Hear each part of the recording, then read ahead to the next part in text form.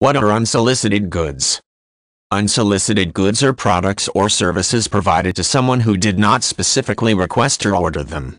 Examples include things like sample magazines sent to entice potential subscribers, along with other sample products or professional services provided without request. If someone brings a dog to the groomer for a bath and the groomer also trims the dog's toenails, this is an unsolicited service.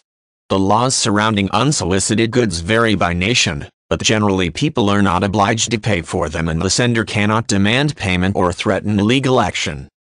Laws concerning unsolicited goods usually indicate that people may dispose of the goods how they see fit, without needing to notify the sender or take any other actions. Senders cannot take the goods back, demand payment, or use acceptance of the goods to imply acceptance of a contract. Someone who accepts a sample of the magazine, for instance, does not become a paid subscriber by taking the sample. Essentially, such goods are treated as a gift. In some nations, the law may distinguish between unsolicited goods and goods sent by mistake.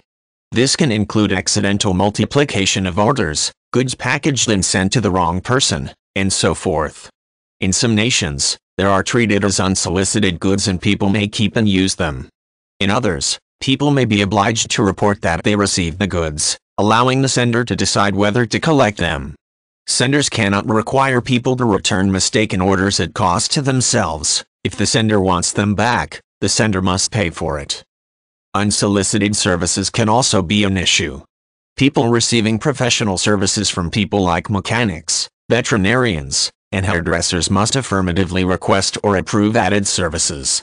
If a service provider provides a service that was not requested without checking first, the customer can dispute and may refuse to pay.